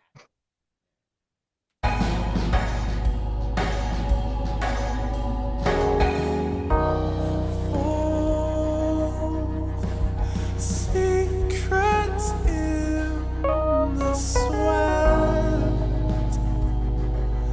like I swallow his beneath this bed.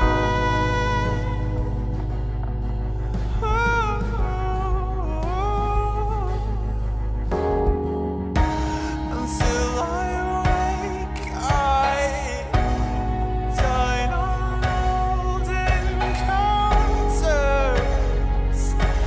until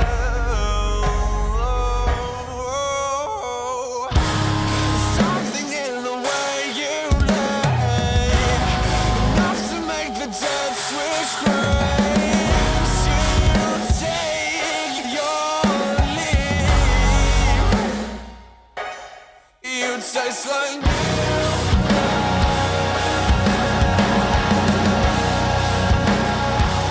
You taste like milk.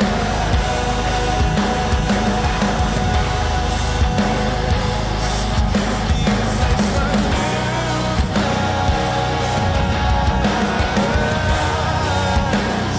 Say my name again. Say my name again.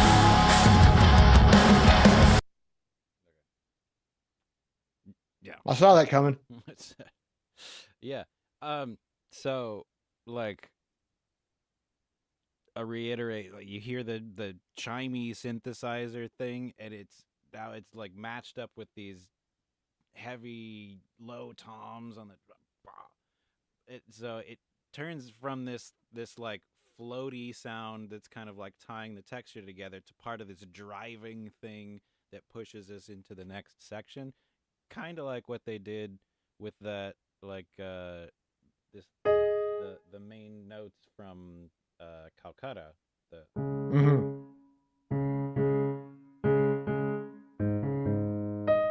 all of that stuff. um like that turns into this driving rhythm later on. It's sort of a similar technique going on here, but it also makes this like really cool balance when you get into the heavy part. All the guitars come in and they're doing the like super distorted low tune stuff, but the like lighter organy chimey synthesizer stuff is still going on over the top of it, and so it's Right. this like perfect balance of light and dark. Like that stuff can turn into just like a muddy, noisy mess if you don't like have it orchestrated correctly and then have a producer who knows how to handle all that. It's um it it's really cool, and it becomes really, really powerful when that happens because it is so well done. Um when And then you they wake up completely you pull it find back for that brief moment. They completely pull it all back for a moment. yeah, right. Like that was like, Yeah, it's a little bit like shocking, yeah, and then the absence of it. You feel the absence of all that. right. Mm-hmm. You feel the absence, and then it comes back in like even more than it was. Yeah, yeah. So I love it. Freaking awesome. Okay, that's all I wanted to say at No, that that's point. enough. That's good. Aha. Okay, cool. Keep going. All right. My hands are not worthy. My hands are not worthy. My hands are not. Cool. I just gonna point out, like, Oh yeah. there's like a string quartet now. Uh, Oh. yeah. Huh. So they're doing like it sounds to me like the same notes that that main chime part is on, but instead of doing this like really rhythmic thing, they're sort of just filling in these little.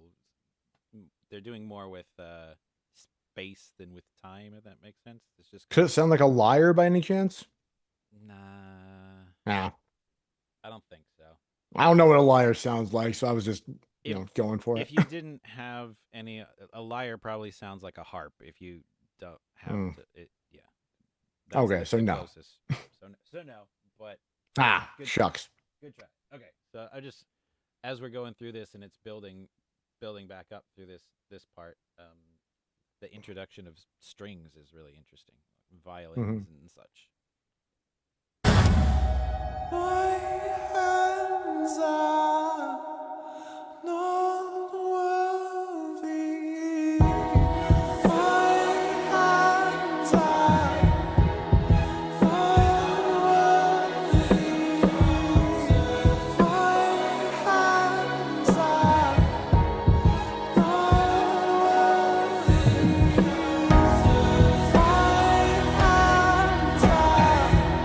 There's that chime again.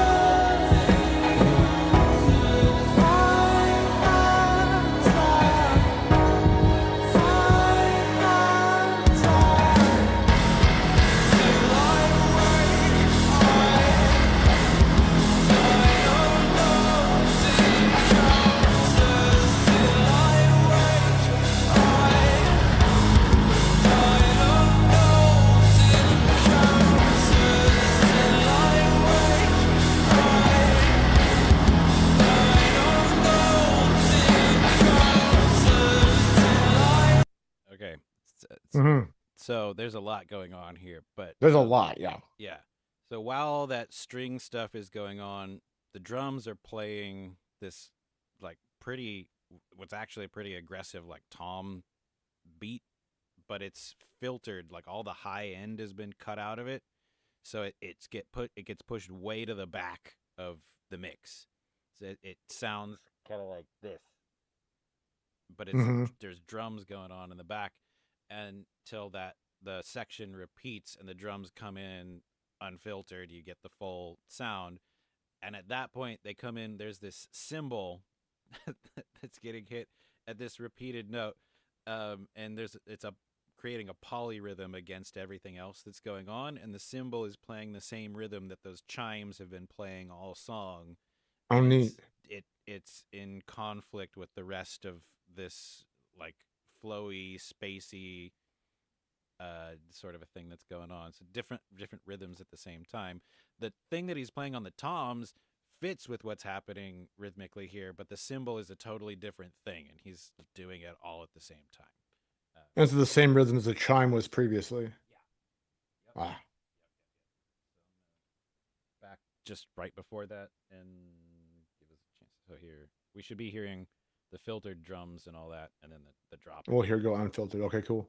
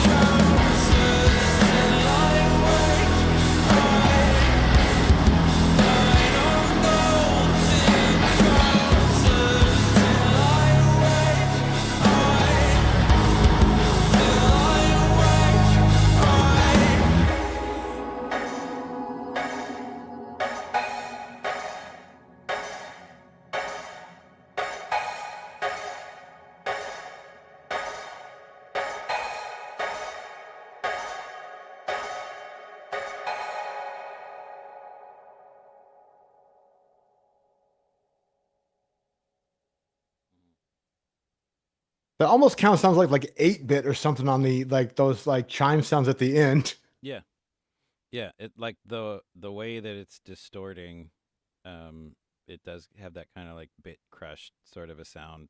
Uh huh. Yeah, yeah. Super cool. Thanks. Yeah, pretty freaking good. Um, Yeah, I think that I don't really have anything else musically to point out that wouldn't take us down another huge rabbit hole and all that. So, yeah, I think That's fair. I think as far as like the mythic and like the poetic level of lyrics, I think really the notion of the myth of the god and the wedding, the marriage of the other moon god and fertility is probably the most poignant as far as interpreting the lyrics here. Both the fold secrets in the sweat, swallow your breath beneath this bed. This is a very like marital, nuptial, fertile kind of song. It's not about walls tumbling down. It's not about the Jericho from the Bible. It's about this moon god marriage kind of thing, I think, and this fertility. And then remember, this was the marriage of two gods of fertility hmm in the right. Mesopotamian myth. And I think that seems to be, especially with sweat, as well as the night dew being the job of the god for which Jericho was named. I think that whole notion of sweat and the night dew feeding the crops being the source of fertility for the crops in the arid land comes to play, I think. hmm hmm Yeah. Um, No, I mean mhm.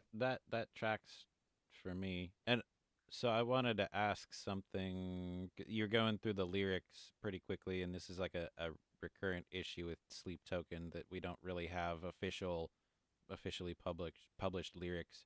So Mm. I have always heard, and the lyrics that I'm looking at right now for that second verse, fold secrets in the sweat, swallow years beneath this bed is what I've got. That's what Like, I have as well. oh, okay, I heard like something about breath, but okay, just wanted to I probably misread it. That's my dyslexia. that's Yeah, okay. follow years beneath this bed is what I have. Yes, Swallow years beneath this. swallow years beneath this bed. Cool. Oh, Oh, so oh. I wanted to see if you make anything of this. I've always thought the phrasing of the verses is interesting. Like, tread Mhm. ancient waters salt like I, and it hangs on that.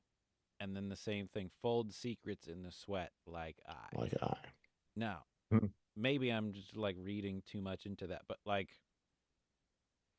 there's a lot of emphasis placed on like the names of the name of the god, and etc. And we had this conversation last podcast Yeah, about absolutely. um the the I am Yahweh and all of that. Is there potentially some kind of a comparison being like the I that is I am, like I tread ancient waters salt like I. Now is it just like I have I'm sleep, I'm the ancient one, I'm so we you're joining me now in this, we're treading ancient waters together, or is it like Mm. making So, some kind of a comparison with like the ancient of ancients, like I don't know.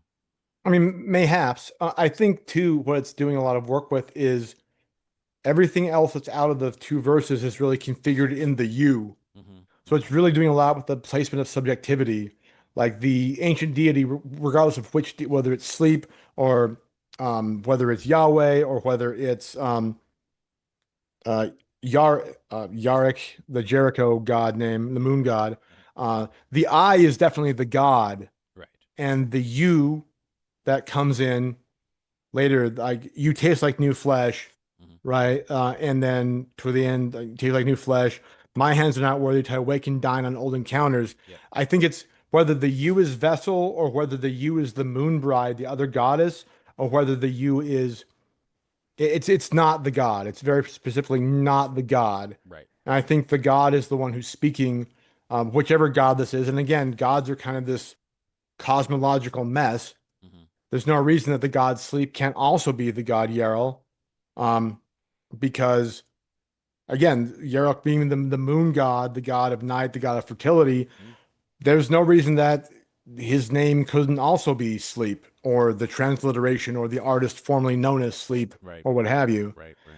And so I think there is a when we ever get into The sleep token deliberately brings a lot of different mythos and gods together, Hmm. and they all share some similarities. Yeah. And so I don't think there's any reason that we should distinguish sleep, the deity, necessarily from any of these gods. They're kind of a both and Hmm. situation. Right. Right. Right. And so I think that the deity, no matter which deity we're talking about, definitely is emphasized by the I. Like I tread ancient water, salt, like I. Hmm. We're in deity realm. We're not in vessel realm. Right. Right. Right. So I think that that distinction is being made without being super specific as to which deity is speaking there. Yeah. Okay.